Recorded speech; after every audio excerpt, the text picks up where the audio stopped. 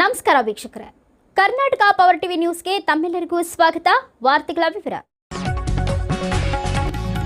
ನಾವುಗಳು ಬಹಳಷ್ಟು ಹಬ್ಬಗಳನ್ನ ಆಚರಣೆಯನ್ನ ಮಾಡುತ್ತೇವೆ. ಪ್ರತಿಯೊಂದು ಹಬ್ಬ ತಮ್ಮದೇ ಆದ ಹಿನ್ನೆಲೆಯನ್ನ ಹೊಂದಿರುತ್ತದೆ. ಮಹಾಶಿವರಾತ್ರಿ ಶಿವನ ಸ್ಮರಣೆ ಮಾಡುವ, ಶಿವನ ಜ್ಞಾನ ಧ್ಯಾನ ಮಾಡುವ ಮಹತ್ವದ ದಿನವಾಗಿದೆ. ಇಂಥ ಮಹಾಶಿವರಾತ್ರಿಯ ಮಹೋತ್ಸವವನ್ನ ರಾಯಚೂರು ಪ್ರಜಾಪಿತ ಬ್ರಹ್ಮಕುಮಾರಿ ಈಶ್ವರೀಯ ವಿಶ್ವವಿದ್ಯಾಲಯದವರು ಬಹಳ ವರ್ಷಗಳಿಂದ ಬಹಳ ಅರ್ಥಪೂರ್ಣವಾಗಿ ಒಂದು ಮಹಾಶಿವರಾತ್ರಿ ಮಹೋತ್ಸವ ಕಾರ್ಯಕ್ರಮವನ್ನ ಮಾಡುತ್ತಿರುವುದು ನಿಜವಾಗಲೂ ಸಂತೋಷ ಮತ್ತು ಮೆಚ್ಚುವಂತ ವಿಷಯವಾಗಿದೆ. ನಮ್ಮ ರಾಯಚೂರಿನ ನಾಗರಿಕರಿಗೆ ಅರ್ಥಪೂರ್ಣವಾಗಿ ಶಿವರಾತ್ರಿ ಆಚರಿಸುವಂತಹ ವ್ಯವಸ್ಥೆಯನ್ನ ಮಾಡುತ್ತಾರೆ. ಜೊತೆಗೆ 12 ಜ್ಯೋತಿರ್ಲಿಂಗಗಳ ದರ್ಶನ ಮತ್ತು ನಗರದ ಪ್ರಮುಖ ರಸ್ತೆಗಳಲ್ಲಿ ಶಿವನ ಸ್ಮರಣೆ ಮಾಡುತ್ತಾ ಶಾಂತಿ ಯಾತ್ರೆಯ ಸದ್ಭಾವ ಯಾತ್ರೆಯನ್ನ ಮಾಡುತ್ತಾರೆ. ಈ ಕಾರ್ಯಕ್ರಮದ ರೂವಾರಿಗಳು ಮತ್ತು ಸಂಸ್ಥೆಯ ಸಂಚಾಲಕರಾದ ರಾಜಯೋಗಿನಿ ಸ್ಮಿತಾ ಅಕ್ಕನವರ ಕಾರ್ಯ ಪ್ರತಿಯೊಬ್ಬರು ಮೆಚ್ಚಲೇಬೇಕು. ಇಂತಹ ಕಾರ್ಯದಲ್ಲಿ ಪ್ರತಿಯೊಬ್ಬ ರಾಯಚೂರಿನ ನಾಗರಿಕರು ಬೆಂಬಲವಾಗಿ ನಿಂತು, ಜೊತೆಗೆ ಅವರು ಮಾಡುವ ಕಾರ್ಯದಲ್ಲಿ ನಾವು ಸಕ್ರಿಯವಾಗಿ ಪಾಲ್ಗೊಳ್ಳಬೇಕು. ಜೊತೆಗೆ ಸ್ಮರಣೆ,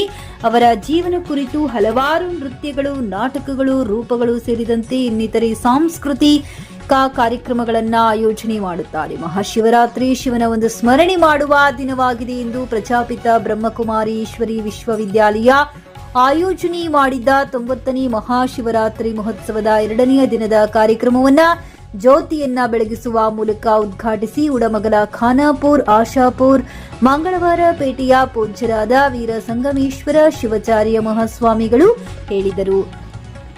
ಈ ಕಾರ್ಯಕ್ರಮದಲ್ಲಿ ಪಾಲ್ಗೊಂಡಿದ್ದ ಕಲ್ಯಾಣ ಕರ್ನಾಟಕ ವಿಭಾಗದ ಮಾಹಿತಿ ಹಕ್ಕು ಆಯೋಗದ ಅಧ್ಯಕ್ಷರ ವೆಂಕಟ್ ಸಿಂಗ್ ಇವರು ಮಾತನಾಡುತ್ತಾ, ರಾಯಚೂರಿನ ಪ್ರಜಾಪಿತ ಬ್ರಹ್ಮಕುಮಾರಿ ಈಶ್ವರಿ ವಿಶ್ವವಿದ್ಯಾಲಯರವರು ನಿಜವಾಗಲೂ ಮಹಾಶಿವರಾತ್ರಿ ಬಹಳ ಅಚ್ಚುಕಟ್ಟಾಗಿ ಸುಂದರವಾಗಿ ಅವರ ಕಾರ್ಯಕ್ರಮಗಳನ್ನು ಪ್ರತಿ ವರ್ಷವೂ ವಿಶಿಷ್ಟವಾದ ರೀತಿಯಲ್ಲಿ ಈ ಒಂದು ಮಹಾಶಿವರಾತ್ರಿಯನ್ನ ಆಚರಣೆ ಮಾಡುತ್ತಾ ಬಂದಿದ್ದಾರೆ ಎಂದು ಹೇಳಿದರು. ಸಾವಿತ್ರಿ ಪುರುಷೋತ್ತಮ್ ಹುಲಿಗೆಪ್ಪ ವಕೀಲರು ಲಕ್ಷ್ಮಣ್ ಇವರು ಕಾರ್ಯಕ್ರಮ ಕುರಿತು ಮಾತನಾಡಿದರು. ಕಾರ್ಯಕ್ರಮದ ಪ್ರಾರಂಭದಲ್ಲಿ ಪ್ರಜಾಪಿತ ಬ್ರಹ್ಮಕುಮಾರಿ ಈಶ್ವರಿ ವಿಶ್ವವಿದ್ಯಾಲಯದ ರಾಜಯೋಗಿನಿ ಸ್ಮಿತಾ ಅಕ್ಕ ಅವರು ಕಾರ್ಯಕ್ರಮ ನಡೆದು ಬಂದ ದಾರಿ, ಶಿವನ ಮಹಿಮೆ, ಮಹಾಶಿವರಾತ್ರಿಯಲ್ಲಿ ಓಂ ನಮಃ ಶಿವಾಯ ಶಬ್ದದ ಅರ್ಥ, ಕಾಯಿಕ ವೃತ್ತಿ ಮತ್ತು ಪ್ರವೃತ್ತಿ, ಮಹಾಶಿವರಾತ್ರಿಯ ಆಚರಣೆಯ ಹಿನ್ನೆಲೆ ಕುರಿತು ಪ್ರಾಸ್ತಾವಿಕವಾಗಿ ಮಾತನಾಡಿದರು. ಈ ಸಂದರ್ಭದಲ್ಲಿ ವೇದಿಕೆ ಮೇಲೆ ವಿವಿಧ ಸಮಾಜದ ಮುಖಂಡರುಗಳಾದ ಪಾಂಗುಡಪ್ಪ ಮಿರ್ಜಾಪುರ್, ಸಿಬಿ ಪಾಟೀಲ್ ವಕೀಲರು, Govindu, Lalita Vasanagouda, Danamma, P Surekha, S Ramu Gunadal, Govindaraju, doctor Dandappa Biradar, Sharadakka ಸೇರಿದಂತೆ ಇನ್ನಿತರರು ಉಪಸ್ಥಿತರಿದ್ದರು. ಗುರುನಾಥ್ ಪ್ರಾರಂಭದಲ್ಲಿ ಶಿವಸ್ಮರಣೆಯ ಪ್ರಾರ್ಥನೆ ಗೀತೆಯನ್ನ ಹೇಳಿದರು. ವಂಶಿ ತಂಡ ಓಂ ಶಾಂತಿ ಬ್ರಹ್ಮಕುಮಾರಿ ಸಂಸ್ಥೆಯ ವಿದ್ಯಾರ್ಥಿಗಳು, ಚಂದ್ರಶೇಖರ್ ದಂಡೇನ್ ಸಂಗೀತ ಸಂಸ್ಥೆಯ ವಿದ್ಯಾರ್ಥಿಗಳು ಸಂಗೀತ ಮತ್ತು ನೃತ್ಯ ಕಾರ್ಯಕ್ರಮವನ್ನ ನಡೆಸಿಕೊಟ್ಟರು.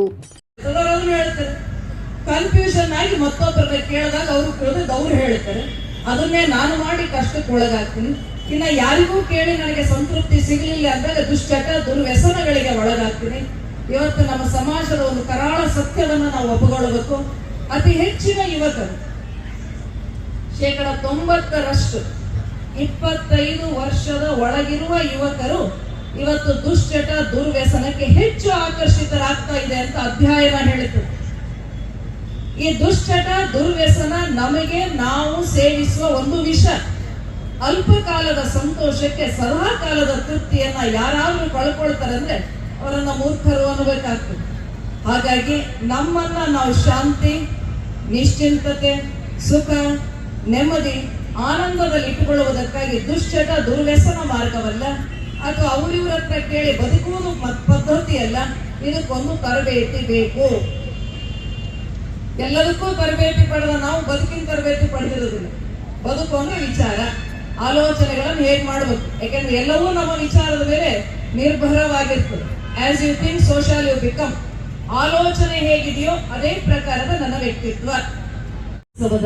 90ನೇ ವರ್ಷದ ಈ ಮಹಾಶಿವರಾತ್ರಿ ಮಹೋತ್ಸವದ 2ನೇ ದಿನದ ವೇದಿಕೆ ಮೇಲೆ ಉಪಸ್ಥಿತ ಇರುವಂತಹ ಎಲ್ಲ ಸಮುದಾಯ ಸಮಾಜದ ಮುಖಂಡರಿಗೆ ನಾನು ನಮನವನ್ನು ಸಲ್ಲಿಸುತ್ತಾ, ಸಹೋದರ ಸಹೋದರಿಯರೇ, ಪ್ರಜಾಪಿತ ಬ್ರಹ್ಮಕುಮಾರಿ ಈಶ್ವರೀಯ ವಿಶ್ವವಿದ್ಯಾಲಯ ಇದು ಒಂದು ಶಿಕ್ಷಣ ಸಂಸ್ಥೆ ಇದ್ದಂತೆ.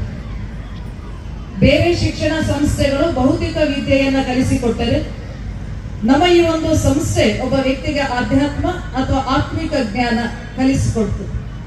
ಹೊರಗಡೆಯ ಶಿಕ್ಷಣ ಸಂಸ್ಥೆಗಳು ಬದುಕುವುದು ಹೇಗೆ, ಬದುಕಲಿಕ್ಕೆ ಬೇಕಾಗುವ ಅನ್ನವನ್ನ ಸಂಪಾದಿಸುವುದಕ್ಕಾಗಿ ವಿದ್ಯೆಯನ್ನ ಕೊಟ್ಟರೆ, ಈಶ್ವರೀಯ ವಿಶ್ವವಿದ್ಯಾಲಯ ಒಬ್ಬ ವ್ಯಕ್ತಿ ಶಾಂತಿ, ಸುಖ, ನೆಮ್ಮದಿ, ಆನಂದದಿಂದ ಬದುಕನ್ನ ಮಾಡಲಿ ಅನ್ನುವುದಕ್ಕಾಗಿ ಬದುಕಿನ ತರಬೇತಿಯನ್ನ ಕೊಡ್ತು.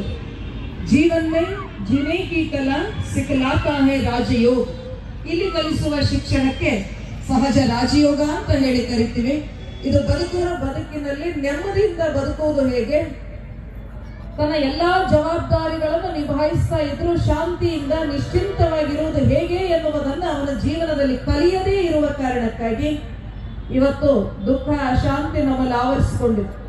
ಹಾಗಾಗಿ ಈಶ್ವರೀಯ ವಿಶ್ವವಿದ್ಯಾಲಯ ಯಾವಾಗಲೂ ಎಲ್ಲರಲ್ಲಿ ವಿನಂತಿಸಿಕೊಳ್ಳೋದು ಇಷ್ಟೇ, ನಿಮ್ಮ ಬದುಕಿಗಾಗಿ ನೀವು ಸ್ವಲ್ಪ ಜಾಗೃತರಾಗಿ ಸಮಯವನ್ನ ಕೊಡಿ, ಹೇಳಿ ಎದ್ದೇಳಿ, ನಿಮ್ಮನ್ನ ನೀವು ಅರ್ಥಕೊಳ್ಳಿ, ಭಗವಂತ ಜಗತ್ತಿಗೆ ಬಂದಿದ್ದನ್ನ ತಿಳಿದು ಶಕ್ತಿಯನ್ನ ಪಡೆದುಕೊಳ್ಳಿ ಅಂತ.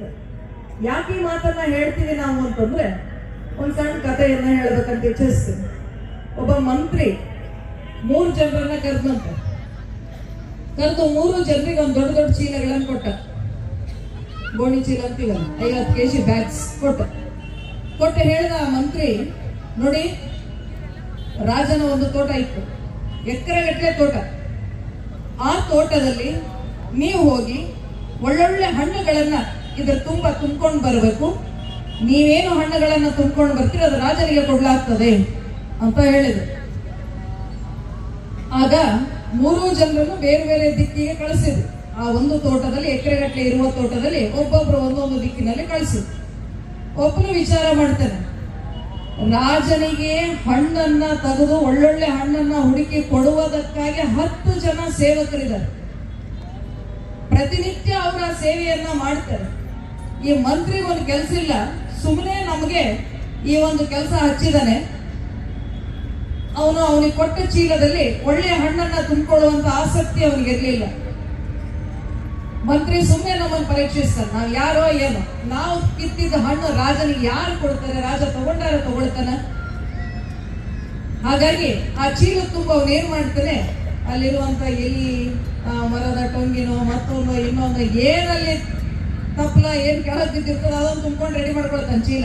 ಯಾರು ಮರದ ಮೇಲೆ ಹತ್ತಿ ಹಣ್ಣು ಯಾವ ಚೆನ್ನಾಗಿದೆ ಅಂತ ನೋಡಿ ತುಂಬ್ಕೊಳ್ಳೋರು ಯಾರು? ಒಂದ್ ಚೀಲ ರೆಡಿ ಮಾಡ್ದ ಹೊಂಟ. ಯಾಕಂದ್ರೆ ಅವನಿಗೆ ಗ್ಯಾರಂಟಿ ಇತ್ತು ಇದು ರಾಜನಿಗೆ ಕೊಡಲ್ಲ, ರಾಜನಿಗೆ ಒಳ್ಳೆ ಹಣ್ಣು ಕೊಡ್ಲಿಕ್ಕೆ ಅವನ ಸೇವಕರೇ ಇದ್ದಾರೆ. ಎರಡನೇದು ಅವನು ಏನ್ ವಿಚಾರ ಮಾಡ್ದ, ಒಳ್ಳೊಳ್ಳೆ ಹಣ್ಣೇ ಕಿತ್ತಬೇಕು ಅಂದ್ರೆ ಶ್ರಮ ಜಾಸ್ತಿ. ಒಂದು ಮರದಲ್ಲಿ ಎಲ್ಲಾ ಹಣ್ಣು ಒಳ್ಳೆ ಹಣ್ಣಾಗಿರುವುದಿಲ್ಲ, ಕೆಲವು ಪಕ್ಷಿ ತಿಂದಿರ್ಬೋದು, ಕೆಲವು ತೀರ ಹಣ್ಣಾಗಿರ್ಬೋದು, ಕೆಲವಿನ ಮಾಗಿಲ್ಲ ಕಾಯಾಗಿರ್ಬೋದು. ಯಾರು ಪ್ರತಿಯೊಂದು ಮರವನ್ನು ಅಷ್ಟರ ಮಟ್ಟಿಗೆ ಹುಡುಕ್ತಾರೆ, ಏನ್ ಹಣ್ಣು ಸಿಗ್ತದೋ ಅದನ್ನು ತುಂಬಿದ್ರೆ ಆಯ್ತು. ಈ ಒಂದು ಸಂಸ್ಥೆಗೆ ಮೊದಲು ಓಂ ಮಂಡಲಿ ಅಂತ ಹೇಳ್ತೀವಿ, ಓಂ ಮಂಡಲಿ. ಯಾಕೆಂದ್ರೆ ಅಲ್ಲಿ ಓಂ ಧ್ವನಿಯ ಉಚ್ಚಾರಣೆ ಆಗ್ತಾ ಇತ್ತು, ಓಂ ಧ್ವನಿಯ ಉಚ್ಚಾರಣೆಯ ಧ್ಯಾನ ಆಗ್ತಾ ಇತ್ತು. ಹಾಗಾಗಿ ಓಂ ಮಂಡಲಿ ಅಂತ ಕರಿತಾ ಇದ್ರು. 14 ವರ್ಷ ಅವರಲ್ಲಿ ಜ್ಞಾನದ ಅಧ್ಯಯನ ಇವನ್ನೆಲ್ಲವನ್ನ ಮಾಡಿ ನಂತರ ಯಾವಾಗ ಭಾರತ ಸ್ವತಂತ್ರವಾಯಿತು, ಭಾರತ ಸ್ವತಂತ್ರ ಆದ ಮೇಲೆ ಮೌಂಟ್ ಆಬು, ರಾಜಸ್ಥಾನದಲ್ಲಿ ಮೌಂಟ್ ಆಬು ಅನ್ನುವಂತಹ ಒಂದು ಸ್ಥಳ ಇದೆ. ಆ ಸ್ಥಳಕ್ಕೆ ಇವರೆಲ್ಲರೂ ಸ್ಥಳಾಂತರ ಆದರು. ಒಂದು 300 ಜನ ಕರಾಚಿಯಿಂದ ನಮ್ಮ ಮೌಂಟ್ ಆಬುವಿನ ರಾಜಸ್ಥಾನದಲ್ಲಿ ಇದ್ದಂತಹ ಒಂದು ಬೆಟ್ಟ ಪ್ರದೇಶ ಅದು. ಅಲ್ಲಿ ಸ್ಥಳಾಂತರವಾಗಿ ಅಲ್ಲಿಂದ ಪಾಕಿಸ್ತಾನದಲ್ಲಿ ಏನೀಗ ಸ್ಥಳ ಇದೆ, ಈಗ ಹೈದರಾಬಾದ್ ಸಿಂಧು ಪ್ರಾಂತ್ಯ, ಅಲ್ಲಿದ್ದಾಗ ಇವರು ಹೆಚ್ಚು ಜನಸೇವೆಯನ್ನ ಮಾಡ್ಲಿಕ್ಕೆ ಹೋಗಿರ್ಲಿಲ್ಲ. ತ್ಯಾಗ, ತಪಸ್ಸು, ಅಧ್ಯಯನ, ಧ್ಯಾನ ಇದನ್ನೇ ಮಾಡಿದ್ರು. ಯಾವಾಗ ಭಾರತಕ್ಕೆ ಬಂದ್ರು ಆಗ ಅಲ್ಲಿಂದ ಬಂದಂತಹ ಈ ತ್ಯಾಗಿಗಳು, ತಪಸ್ವಿಗಳು ಇವರೆಲ್ಲರೂ ರಾಜ್ಯಕ್ಕೆ ಒಬ್ಬೊಬ್ರು ಬಂದರು. ಪ್ರತಿ ರಾಜ್ಯಕ್ಕೆ ಒಬ್ಬೊಬ್ಬ ಅಕ್ಕ. ತಮಗೆ ಗೊತ್ತಿರುವಂತೆ ನಮ್ಮ ಈ ಸಂಸ್ಥೆ ಮುಖ್ಯವಾಗಿ ಮಹಿಳೆಯರೇ ಮುನ್ನಡೆಸುವಂತಹ ಸಂಸ್ಥೆ, ಜ್ಞಾನ ಕೊಡುವಂತಹ ಕಾರ್ಯವು ಮಹಿಳೆಯರೇ ಮಾಡುವಂತಹ ಒಂದು ಸಂಸ್ಥೆ. ವಿಶ್ವದಲ್ಲಿ ಮಹಿಳೆಯರು ನಡೆಸುವಂತಹ ಒಂದು ಸಂಸ್ಥೆ, ಅತಿ ದೊಡ್ಡ ಸಂಸ್ಥೆ, ಅಂತಾರಾಷ್ಟ್ರೀಯ ಸಂಸ್ಥೆ ಅಂದ್ರೆ ಅದು ಬ್ರಹ್ಮಕುಮಾರಿ ಈಶ್ವರೀಯ ವಿಶ್ವವಿದ್ಯಾಲಯ. ಒಬ್ಬೊಬ್ರು ಅಕ್ಕ ಅಲ್ಲಿಂದ ಏನ್ ಬಂದ್ರು ಕರಾಚಿಯಿಂದ, ಒಬ್ಬೊಬ್ರು ದಾದಿ